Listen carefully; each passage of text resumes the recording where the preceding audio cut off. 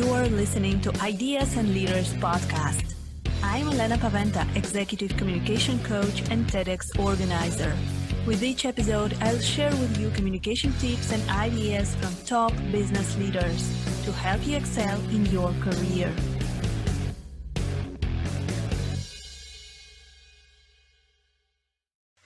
Hello, everyone. Today, my guest is Lars Sudmann. Lars is a great keynote speaker, and he has a professional business background in finance, in strategy. And I know Lars for a couple of years now, and I've seen him speak on big stages. One of his biggest performances I've seen was in Chicago in Toastmasters International Convention. We had couple those 1,000 people in the room, and his speeches are always very impactful. Personally, one of Lars's speeches influenced my life as well, as I was inspired after one of his speeches to finish my PhD thesis, as he gave really great tools how to increase productivity and effectiveness of work. And today, Lars is with us to speak on leadership. So, hi, Lars. It is great to have you here. Elena, great to be here. Thanks for being here. So, Lars, please, can you share your story? How did you get to where you are now? So, you were a CFO in Procter & Gamble in Belgium, and you have a really rich business background. And now you are a keynote speaker. You're speaking all around the world. So where did this passion for leadership started for you, and what is your story? What's my story? I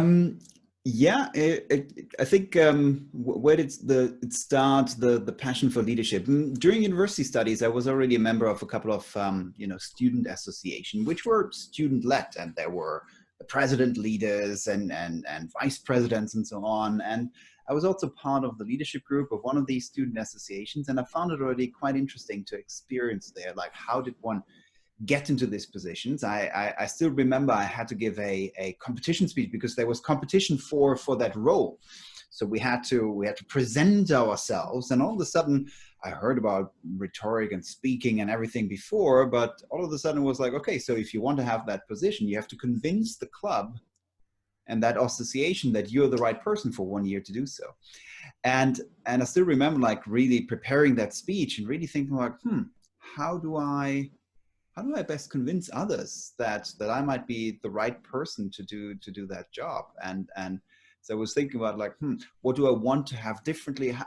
How do I put this all in practice and so on? And that certainly that speech, but also the year afterwards, leading then the team and organization was a big jump into leadership that really sparked my interest, especially which is one of the biggest challenges in leadership, which is volunteer organization. Certainly student-run volunteer organization is, I still to this day, I would say it's one of the really big leadership challenges, because how do you convince others who have no incentives and they have a lot of other things to do, exams and so on, how do you keep them on board? So that was a big time. Then I did a brief stint in consulting, where I thought like, okay, now that's interesting to learn companies, but very soon it became clear to me, consulting is nice. It was fantastic short time that I was there, but it's I was for me like leading projects, truly like owning things also over a longer period of time. That's what I like more. So that's why I joined the corporate world, so to speak, and especially there. A company again that really pushes a lot for the development of leaders. So that's why I joined P&G at that time, and did various roles, led various projects, then various people management environment, and then also like large organizations as well, including the CFO role. And really, I always looked at it from two sides, like doing the leadership, but also from the start of my studies, also I always try to see what works and what doesn't work. So I read, I studied, I put a couple of things out there. I always kept in touch with the university in terms of leadership as well. So for me, it was a great journey, because it was always not only doing the work, but also always observing the work. And then I got asked more and more to reflect and speak about leadership journeys and so on. And then I I did this more and more. And then came a moment where I thought like, yeah, maybe let's take a step back, and maybe let's do that reflection on leadership and sharing of this one maybe a bit more often, more professionally. And that's why 9 years ago I left the corporate world per se, and now look really at leadership, work a lot with teams, organizations, advisory board, and so on, and really seeing like how does great leadership work, and how can one put that into practice. And that's where I'm at the moment. That's what I do quite a lot, like really trying to find out what works in terms of leadership and sharing that with others. Wow, amazing journey. So you have quite a lot of experience. What were your biggest challenges as a leader? And also what challenges do you see when you work with the leaders, with the teams? And how did you cope with those challenges? So the biggest challenges you had, and how did you cope with them? And also what do you see in others? Okay. The biggest challenges, well, there are a couple of them, I would say, but a couple of that stand out. One of them I already mentioned, especially leading volunteer organization, I find very, very challenging. I mean, I was the president of Speaking Club Toastmasters International, which, you know, and also there, you have volunteers there. You have people who say like, yeah, I'm going to do that. But after 3 months, and they say like, oh, I have something else to do, so I need to leave. And I know you have others that. say like, yes, I want to organize this. That's great. And so like, okay, great, please do. And then, hey, are you organizing? No, I didn't have the time yet, but you know, the event is coming, so it would be great. So, I mean, these kind of things where you have no formal authority, but still need to influence and want to bring people forward, I find very challenging. And talking with a lot of volunteer organization leaders, that is really one of the big challenging fields. What I've learned there, what works very well and very nicely is as a leader is not to focus on the day-to-day per se, not to doing always the individual tasks, but at the beginning, especially with a full leadership team, really putting a couple of guardrails together that are really things like, okay, that's how we will approach it. This is the meeting rhythm that we will have. That's how we will do that, especially also putting, I'm a fan of this one, like a leadership scorecard together, like really, so we as a leadership group, as a leadership team, I see that's how we measure ourselves, and then really living up to this. And once these guardrails are set in place and everybody is a bit involved in this and sees like, okay, so we'll score ourselves, we'll give ourselves feedback, and there's a kind of rhythm and so on towards our leadership. That's where so that helped a little bit, or not that helped quite strongly, but also not always, but that helped a little bit with really getting everybody really also voluntarily on board and so on. So I found that, especially in this challenge, is a very nice thing. And ever since I've been doing this in volunteer organization, but also in professional context with a full leadership team, really setting together not only the vision, but how do we give each other feedback? What is like the scorecard and so on that we give ourselves? Yeah. So that was one big challenge. Another big challenge certainly is the very first leadership roles. The first time that you get into what I would call official people management. That certainly is for everybody who's ever led anybody is a big change. I always say there's 3 stages of leadership. First, you lead in a professional development. First, you lead very often a project. You're responsible for a certain field and so on. But it's you, and you need to influence others. You need to work with others. And then very often you get in a professional business context. Then you sometimes get into the first leadership role where you're responsible, maybe then for leading a group of people. And then later, the third stage is when you become a leader of leaders, so to speak, an organizational leader. So you still lead individuals, but they also lead others. I think these are very often the 3 stages, and they are all very unique. And what is sometimes difficult to describe to somebody who has never been in the second stage, who's never had a formal leadership role, is what that entails, because you have all these dreams and thoughts, and okay, when I am a leader, I do this and this, and then you're confronted with reality.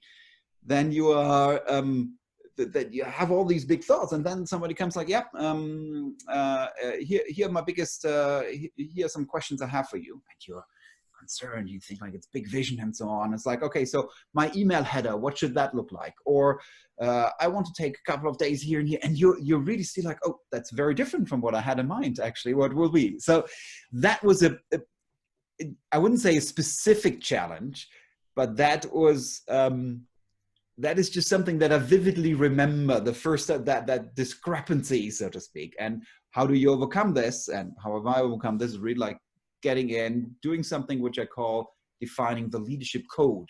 How do I want to lead? But also with everybody else, how do they want to be led?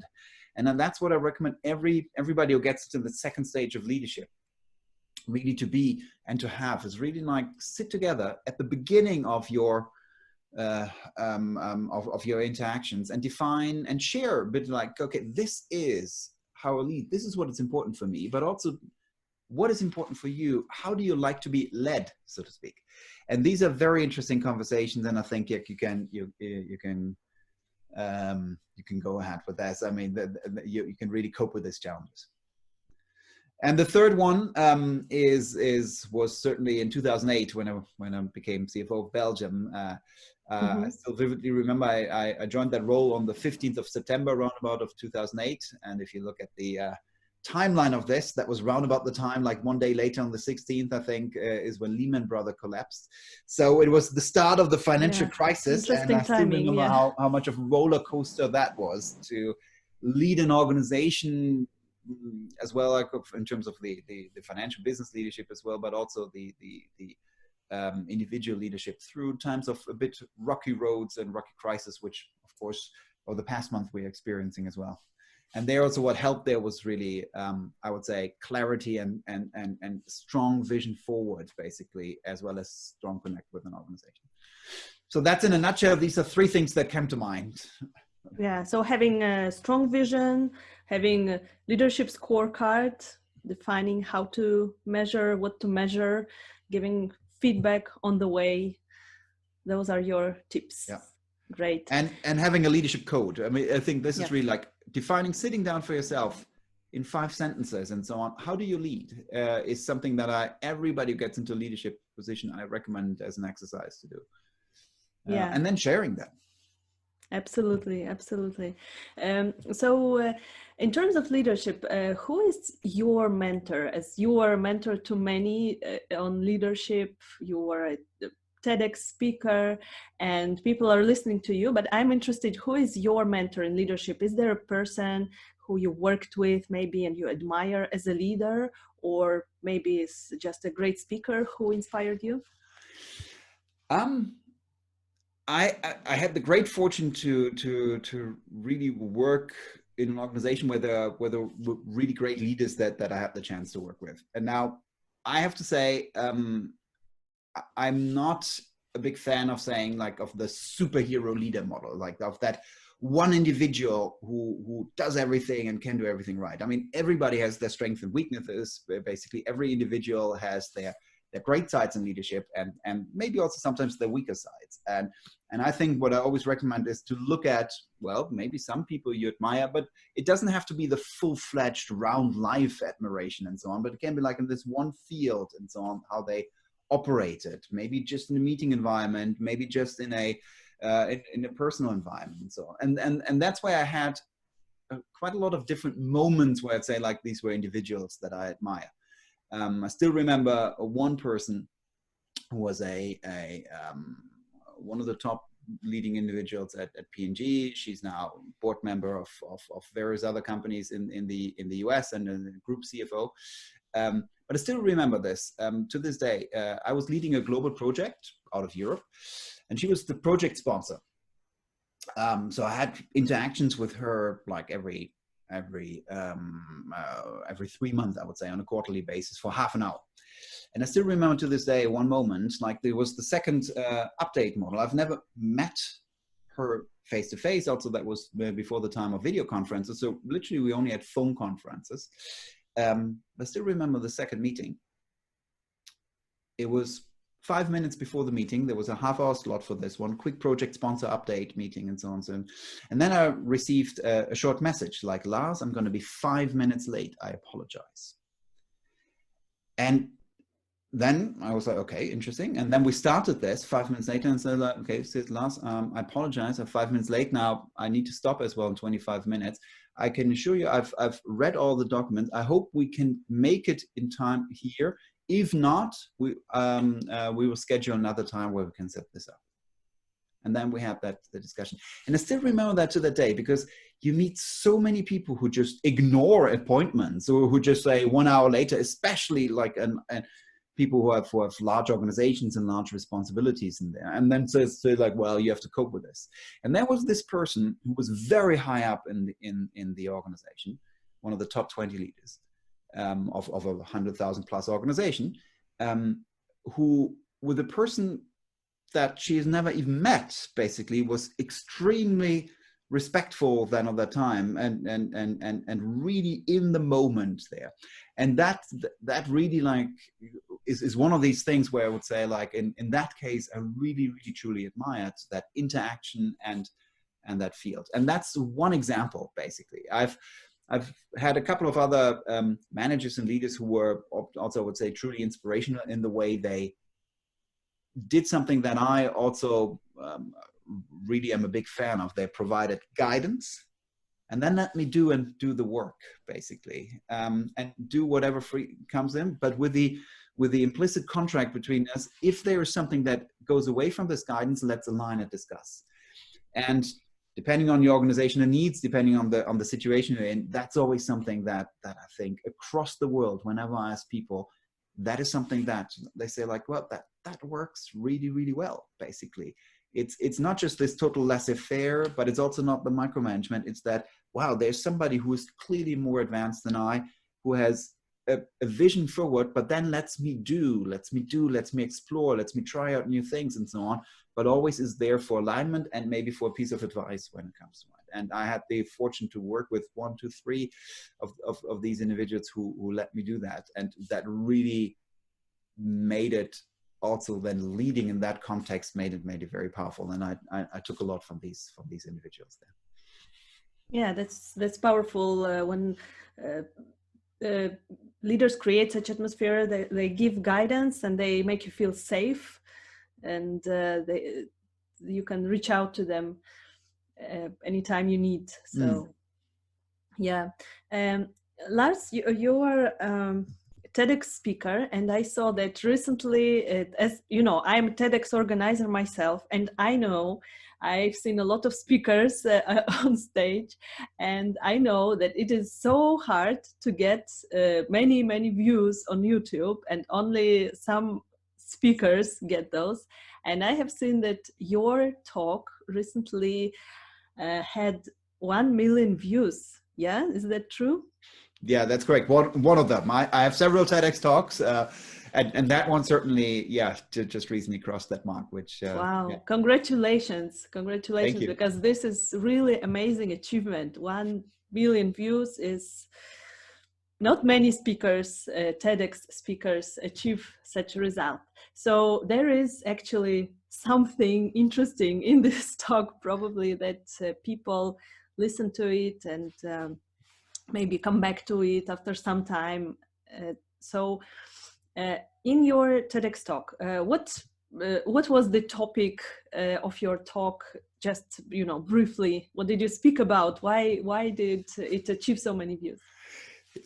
Why did it achieve? That's I mean, that's a good question. And as a TEDx organizer, I mean, it's impossible to say in advance, so to speak. Will something resonate? Will it not resonate? And I'm as surprised, so to speak, about this, that it seems like that message versus, for example, for my other TEDx talk, another message that had a bit few views, but that message seems to resonate. And why is always a question mark, so to speak. But the talk was about, I mean, the premise is that great leadership starts with self-leadership. So that great leaders, like the first element of leadership is leading yourself, basically, before you lead others. And it seems like that across the globe that seems to be resonating, that message there. And I'm a firm believer of it, because I've seen, like, especially the higher you go, as we all know, if we take businesses, if you move up the ranks, so to speak, and become responsible for an organization, depending on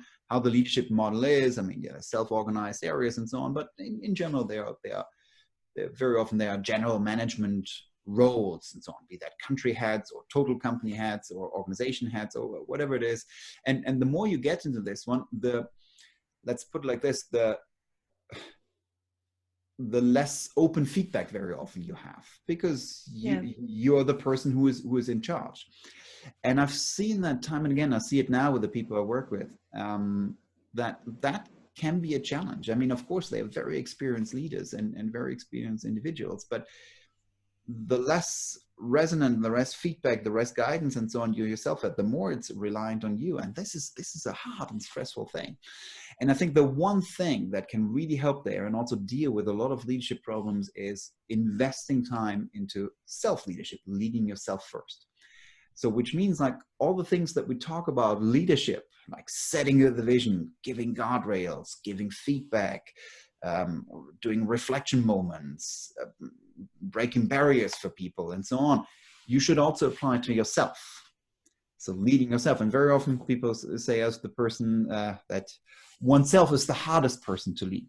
And that's what I address in this talk. Like, I think, like, fundamentally, to get out of what I call sometimes the fundamental leadership problems that some people have. And what are these? It's not enough time. Very often in a lot of areas, it's not enough time. You always have people challenges, basically. The people you work with, there's always conflict, differences, people want to go. That's normal. It's not, it's absence of conflict is not per se a good sign, because it's normal when people work together. And then there's the thing of power. Like, of course, you are the only individual person, and that means sometimes that people don't talk with you, Ejma, don't share that often the feedback. And that combination of this, it's very fast conflict and so on, very often then tends people, even with extremely good intentions, to become very often these micromanagers, these if you want to have a job done well, you need to do it yourself, and then you dive into this, and that then can lead to not so nice situations and micromanagement and sometimes even this directional leadership. You do that, you do that, you do that, which in a crisis might work, but in general, people very often across the globe don't feel that comfortable with. So what is the one thing, and also in that talk that I recommend, is to invest time into self-leadership, into self-reflection. So how can we do this? Because we need to spend so much time as leaders investing time in others that very often we forget to invest time in ourselves. So what are your tips? How can we practice this self-leadership? What are some of the tips? Now, an easy way that you can do is, for example, to have a leadership diary. And that might sound like, ooh, what? But literally every morning, especially when you get into a new team, new organization, new role, but especially for first-time leaders. So the people who are the first time in charge of leading an organization, leading a team, and so on, I would really recommend to do a diary. Every day, a couple of minutes, write down what worked well, what were my challenges here today, and then give yourself, I'm a fan of what I call leadership metrics, give yourself a score on a scale from 1 to 10 with the leader I want to be, where 10 would be like, okay, that's the leader I want to be.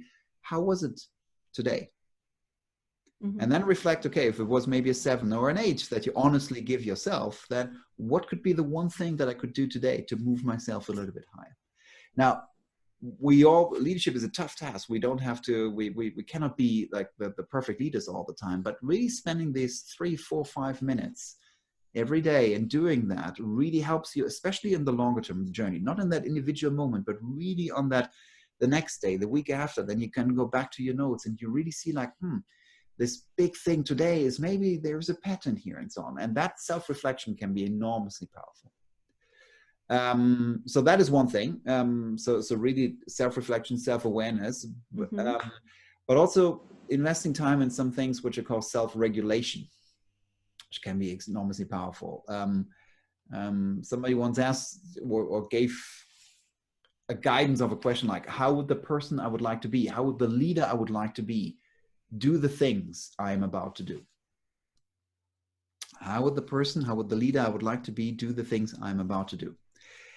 And reflecting on this can be quite powerful, especially in times of conflict then. I mean, and these can come often. Then maybe there's that conflict with an employee, or within your organizations, two people are fighting, or there's that meeting and it's not going so well. Before jumping in there, reflecting maybe for 2 seconds, how would the person I would like to be act now? And then try to put that in place. These are just some tips and quick strategies, but especially this everyday doing quick reflection and going forward is one thing that I recommend leaders to do. Yeah, that's amazing. We don't have much time for reflection, or we don't give ourselves time for reflection. We are focused on just doing. Yeah. And this is actually very important. So self-reflection, self-regulation, and there was also the third point you had. Yeah, self-awareness, basically, on your, how are you as a leader? That was what I was mentioning there before, that leadership code and so on. What can help there a lot, I mean, of course, I'm working in that field right now, and many others are, but I would especially, maybe at the beginning of leadership journey, that can help us a lot, but especially the more you move into roles where it's very, let's put it, where you don't get honest feedback and so on, sometimes all the time anymore. And where you're alone are responsible for an area, is really get a coach, get somebody who is out there, who is independent of the organization.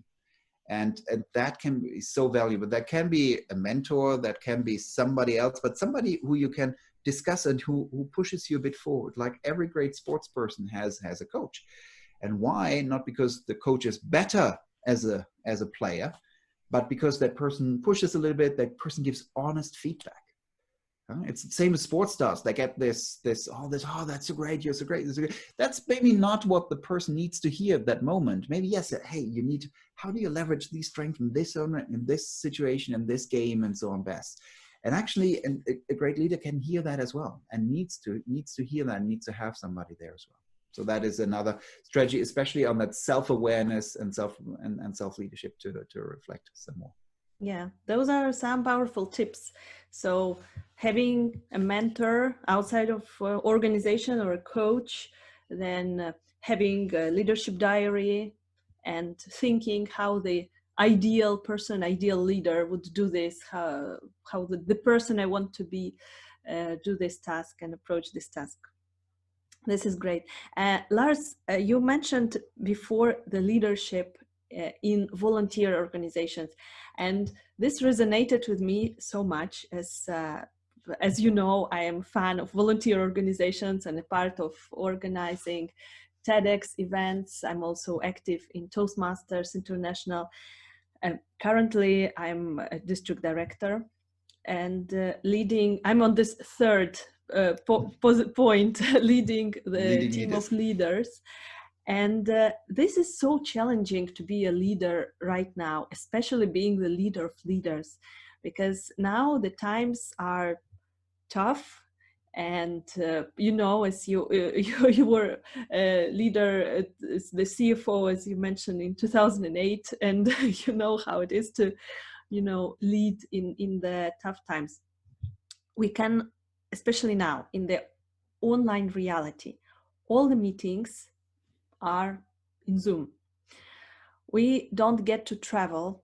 And for example, as now I'm leader in the district, which consists of 5 countries. Yeah, usually you would travel, you would attend the conference, you would attend people, have a dinner with them, have a conversation.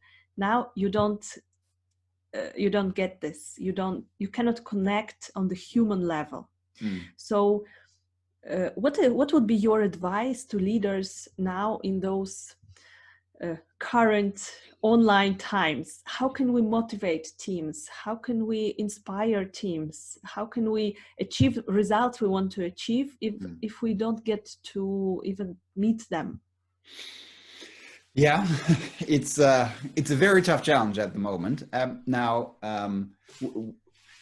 we're recording this as well, and we're seeing each other. And I mean, I think we're very extremely lucky that video conferencing is now in a way that works well right now. And I think like that is, and lots of people have put that in place, but that is one of the key things, leveraging video conferencing as much as possible. I mean, already before, I always talk about this in virtual leadership, there's a concept called the face-to-face tank, so to speak. How much you've seen somebody attended a conference and so on, and then you can also have good email conversations and so on.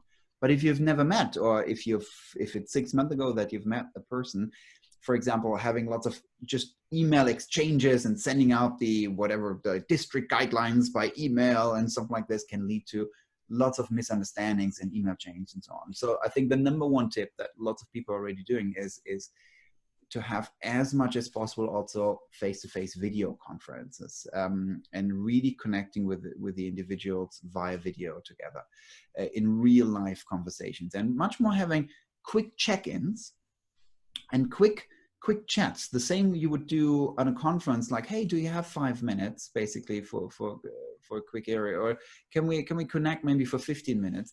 These can be extremely powerful to have these check-ins, to leave out this out of sight, out of mind context, because that's what I've seen a lot of leaders previously be in. They are on a rhythm, and they're, okay, I will go there and I will meet the people there and so on. And if they don't have that rhythm anymore, they don't reach out. And I think the one change that online leaders need to do is to get proactive in their interactions. So rather than let it happen, getting really, and what I did when I was leading a virtual organization, and what I learned I needed to do is, like, in my calendar entry, really, like, every morning reflecting who are the 2-3 people that I need to reach out to today, so that I'm in that, not to follow up, not to micromanage on them, but just to make sure that I have that. What happens in a face-to-face meeting naturally, or in an organization where you're co-located naturally, that you bump into each other, you say, hey, hi, and so on. That in a virtual setup, you don't have that. But I think you need to switch that around and really think proactively, how do I get enough face time, so to speak, with everybody? And they're literally leveraging YouTube, Zoom and video conferences and so on like that. The other thing, now speaking of specific tools without being invested in all of this one, but the other thing is really, like, bringing what I call virtual interactivity into the play. And I think that is the number one thing that leaders, that when I work now also with senior leaders that are trying to push them in, that, because very often a face-to-face meeting is very interactive and people discuss and so on. And video conferences, what happens then always, like, the negative case, like, one person speaks and it's a meeting and everybody else, like, turns their screen off and they continue to do their email and they listen. And it's this kind of, like, one person speaks and the other person half listen and doing their other stuff because there's so much to do. Yeah, unfortunately. You know somebody who knows somebody who has experienced that, probably. I think the number one thing is to leverage interactivity. I think that's really the one push that I recommend leaders in an online world to have, is to, how can you leverage interactivity? And there's various things, like in Zoom, for example, if one uses that, there are the breakout room functionalities, and lots of people don't know them, but it's fantastic. So rather than have 1-hour meetings, say, like, look, we're 10 people here on the call. Let's spend now 15 minutes. Let's do a quick breakout room so that in groups of 2, you can discuss. And what used to be the domain of trainers, so to speak, to do this, should now become the domain of leaders, I think, as well. They should become moderators of these things. So really say, look, I want to get all your input. Let's do a quick thing, quick breakout, and so on.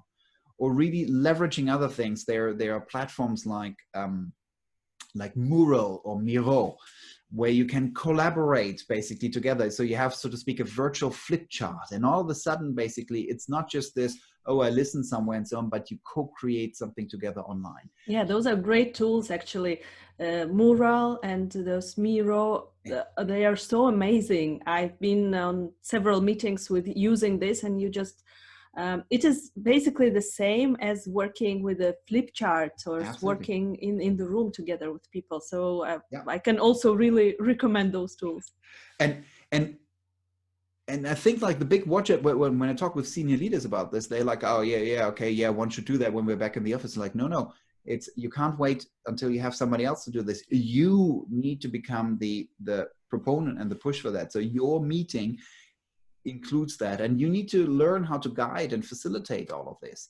And once people do that, actually also the meeting, the connects and so on really become that human touch and so on again. And that is my one recommendation that I have for leadership in these online times. So proactively connect and proactively see how you can also virtually connect them. Yes, absolutely. So using all those tools we have, not only sharing screen, but also using whiteboards, using those additional tools, and using breakout rooms.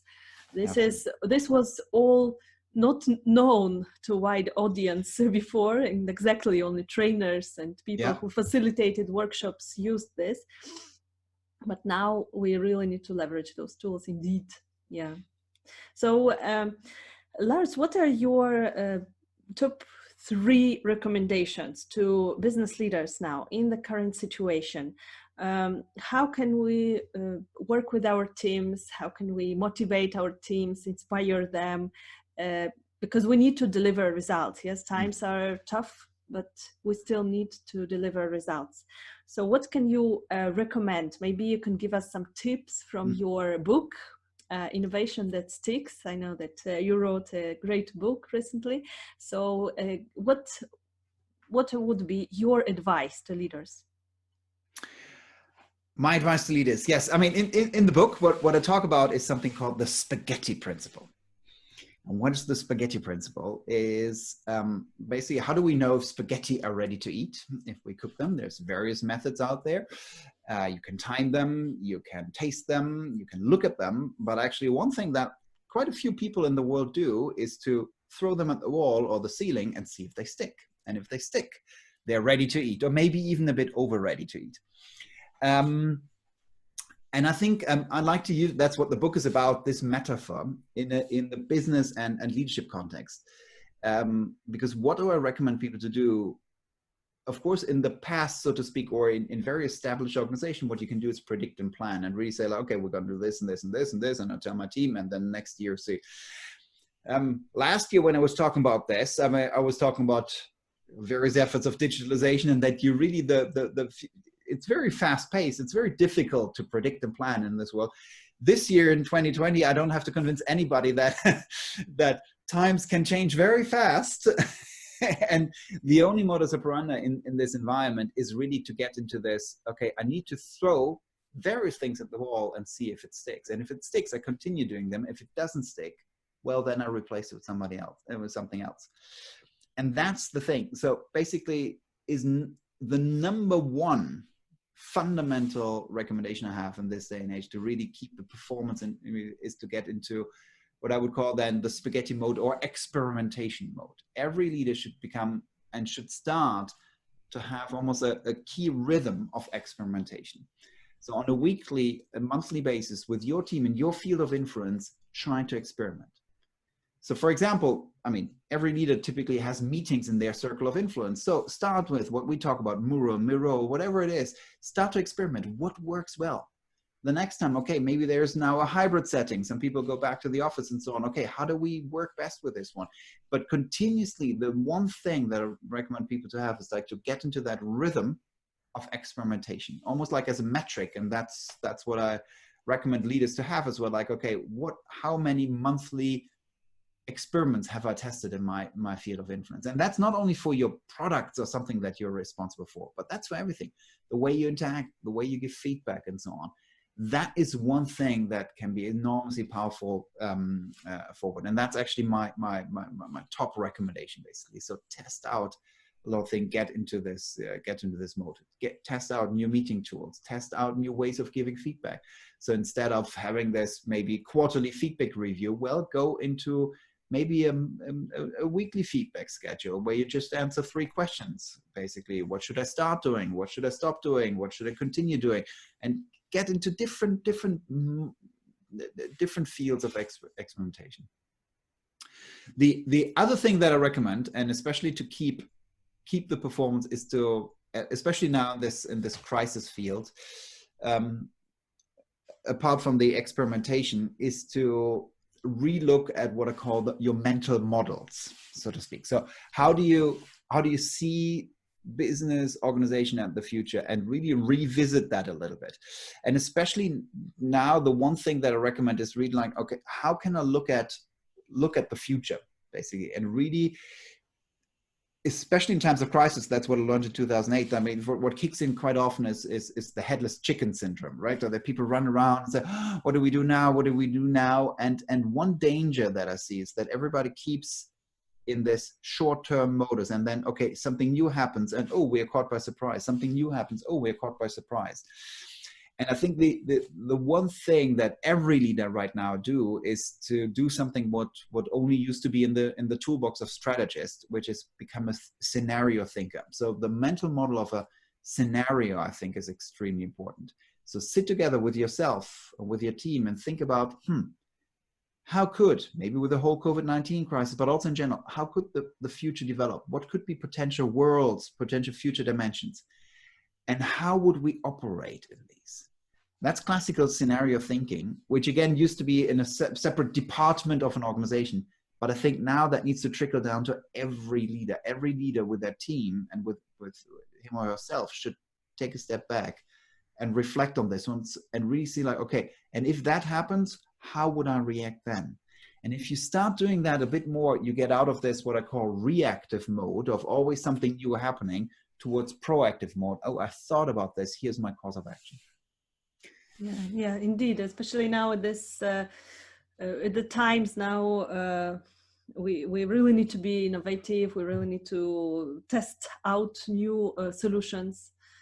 So this is very important. Yeah.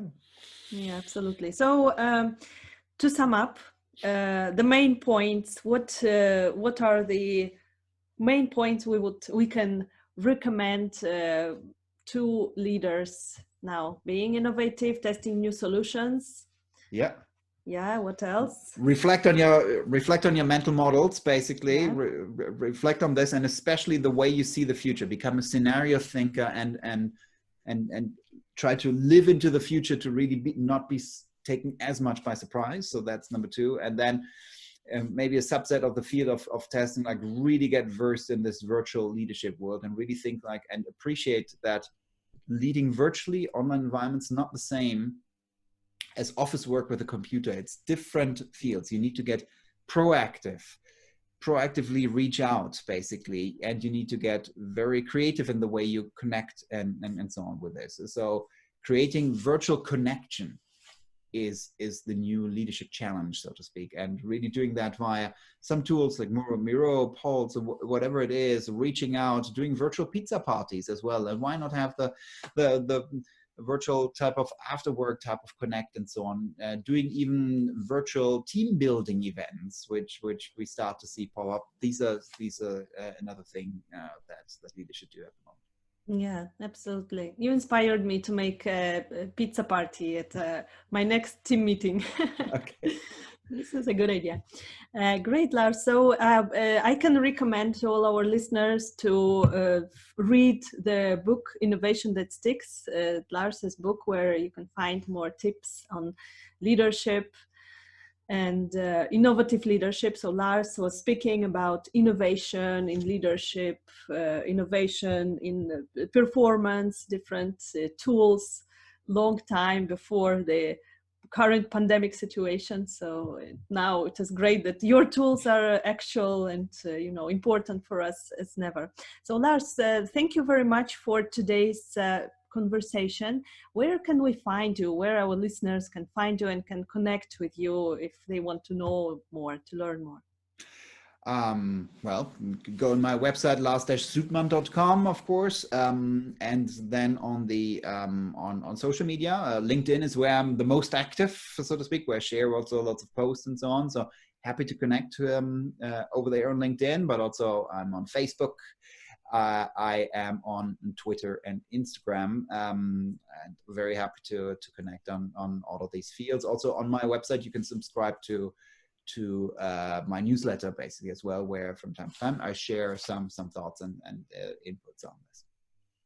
Great. Thank you very much, Lars. Thank you very much. Thanks a lot. It was great being here. Thank you for listening to Ideas and Leaders podcast. Did you enjoy this episode?